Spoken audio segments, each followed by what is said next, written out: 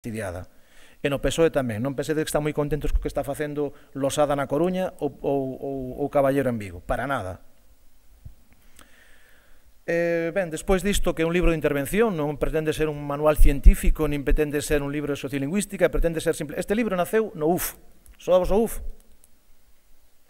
Bueno, saí unha vez dunha reunión da mesa, eu tamén son socio da mesa, e un compañeiro decíame: vos os profesores sodes moi listos, pero eu na Telefónica ou fulano en Citroën temos o debate ali todos os días e non temos argumentos, dádenos argumentos.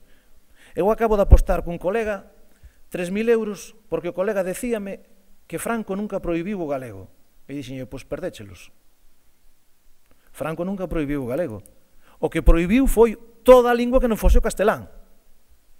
E iso sí, hai dúcias, centos de decretos, de disposicións, reais ordes, etc., todo ao longo da historia, prohibindo, hasta prohibindo falar por teléfono noutra cousa que non fose o castelán. Prohibindo e sancionando a mestres, a funcionarios, multando. Iso sí que era imposición, non o que dían algúns agora. Pois naceu diso, dunha pequena chuleta que lle empezamos a facer a uns amigos que decían que cando iban buscar os críos á escola que xa tiñan o Cristo montado cos outros pais, porque estaban envelenando, os outros pais estaban envelenados a base de tanta campaña de La Voz de Galicia, de Faro de Vigo, aquí en Vigo, da cadena SER, etc. Que se Gloria Lago vai a perruquería, danlle unha hora de televisión, e se nós sacamos isto, ni medio minuto. Sabemos co que nos enfrentamos, pero non podemos baixar a garda. Sabemos que remamos contra a corrente e que loitamos contra inimigos poderosos, pero, desde logo, se somos moitos, unha abella pica e un elefante non lle fai nada, pero se 1000 abellas se pican un elefante, mátano. Necesitamos máis abellas. Todos podemos ser esa abella, meter uns ferrotes ben metidos a ese elefante da inxuria e da ignominia que nos está esmagando. Iniciamos agora, a semana pasada xa, a campaña Aquí atendemos tamén en galego. Tendes unhas pegatas aí afora, son pegatas que todos andamos con elas no peto, entramos nunha mercería e se nos atenden en galego, imos dicir á señora ou ao señor que nos atende: podemos poñer isto aquí, é para que a xente saiba que aquí se atende en galego. E entón, se eu vou comprar uns zapatos e vexo que hai unha zapatería que me pon Aquí atendemos en galego, voulle facer o gasto ali. O poder dos consumidores é inmenso. E ademais hai que dicirlle: consumo aquí porque aquí me falades en galego. Decirllo ben claro. Restaurantes, se non teñen a carta en galego, ou exixila. Os cataláns, hai algúns anos, grupos de cataláns vestíanse moi ben vestidos, eles e elas, e saían de noite a restaurantes finos. Sentaban, pedían algo, un aperitivo e tal, e pedían a carta. E cando a carta lles chegaba, pedían en catalán, e se non estaba en catalán, levantábanse e marchaban. E así percorrían 3, 4, 5 restaurantes cada noite, onde evidentemente non consumían máis que o aperitivo. Pero se lle quedaba o toque dado aos restaurantes. De alí a pouco os restaurantes siguen as cartas en catalán. A nosa forza é moitísima, con pequenos detalles, Ora, a campaña nosa é sobre o comercio. Por favor, se levades as pegatas, evitade os bares. Se non parece que só nos gusta andar polos bares consumimos máis cousas que Estrella de Galicia. Vale? Entón, campaña sobre o comercio. Se hai alguén que lle queira recortar tamén pode recortarlo. Aquí atendemos en galego. Pero, sobre todo, vai dirixido a moito comercio, pequeno comercio do centro de Vigo, onde hai veces onde, bueno, pois iso, temos a agradable sorpresa de que nos atenden en galego, que nos responden en galego, pois é dicirse a outra xente: aquí van a atender en galego. Bombardeo de cartas á prensa, xulgados, xulgado de Pontareas, administracións, empresas como Traxa fixo unhas oposicións para veterinario hai 2 semanas e obrigou a todos os opositores a falar en galego na entrevista oral, exixindo a presencia e a non discriminación. Fixadevos cando El País sacou unha carta, unha editorial exculpatoria de Rosa Díez, das tonterías de Rosa Díez. Que Rosa Díez diga tonterías a mí non me ofende, pero un periódico como El País, que pretende ser serio, faga un editorial exculpando a Rosa Díez e dicíndolle: bueno, foi un chiste de la Rosa, pois non. Entón, votamos un montón de cartas, un montón de correos electrónicos, e se vistes no País este domingo como a defensora do lector do País recollía todas aquelas queixas e dicía: bromas las justas, no se puede bromear con un gentilicio e menos si se le pone el más e el peyorativo. Por tanto, botaba unha bronca ao seu propio xornal. Entre a xente que ali recollía que votaron cartas, menos unha persoa, o resto eran todos de prolingua. Funciona. Funcionan as cartas. Eu sei que queremos galego, tamén andades con cartas, funcionan. Funcionan as cartas. Carai, si funcionan. O que pasa é que teñen que ser modelos diferentes para que non se vexa que é unha cousa orquestada. Ben.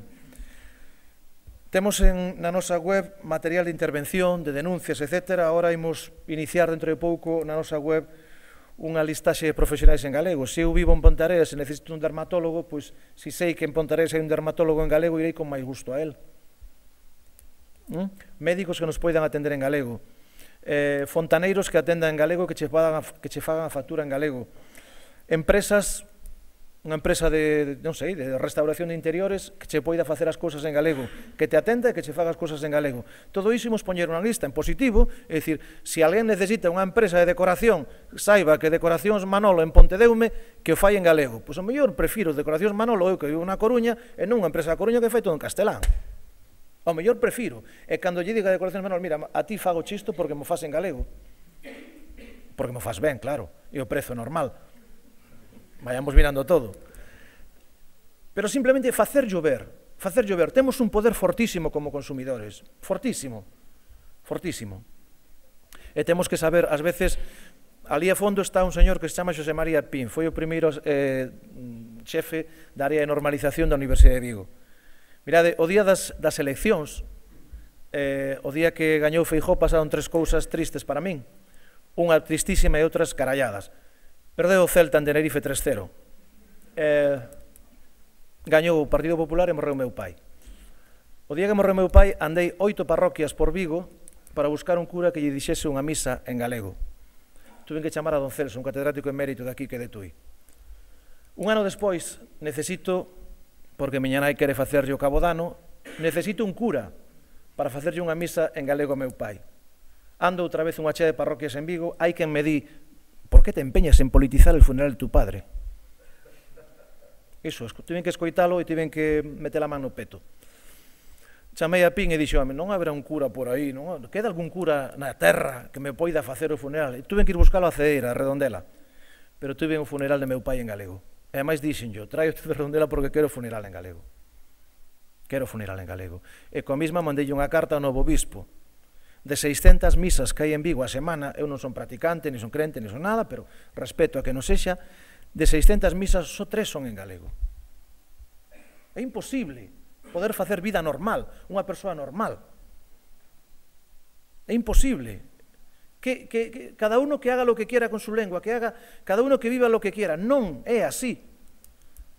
Notarios que poidan atender en galego en Vigo só hai 2. Registradores, poucos. Xulgados en Vigo, a xente que actúa en galego nos xulgados de Vigo, todas as sentenzas e autos volven en castelán, pero ás veces incluso co seu propio nome corrixido, ou coa toponimia deformada, Corujos, Allanes e cousas polo estilo. Non podemos seguir aturando isto, é o momento de decir basta. E entón denunciamos ao Consello Xeral do Poder Judicial, Consejo General do Poder Judicial, en Madrid denunciamos que tal xuiz, na parte de pedir rectificación de sentenza, pedimos que tal xuiz rectifique a sentenza e advertimos, este xuiz está incumprindo unha lei autonómica, a lei de normalización lingüística de 1983, que xa choveu. Que xa choveu.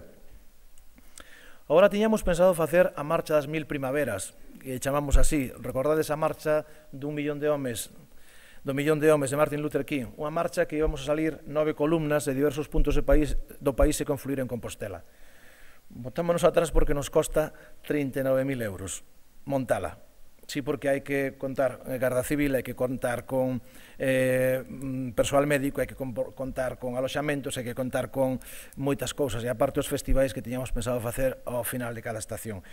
Deixámolo para a primavera do outono, que temos en galego a estación da primavera do outono, que é a final de setembro. En final de setembro, supoño que agora estes días teremos un encontro co resto das plataformas para ver se entre todas facemos unha marcha sin siglas, sin nomes, simplemente a marcha das 1000 primaveras, aproveitando que ano que ven se cumpre o centenario de Cunqueiro. Estamos facendo tamén, porque temos actores e temos cineastas en prolingua, estamos facendo tamén uns vídeos sobre situacións reais. vos sodes moi novos, pero os que pasamos un pouco dos 40, pasamos bastante, recordamos un programa que facía un señor de Bueu na televisión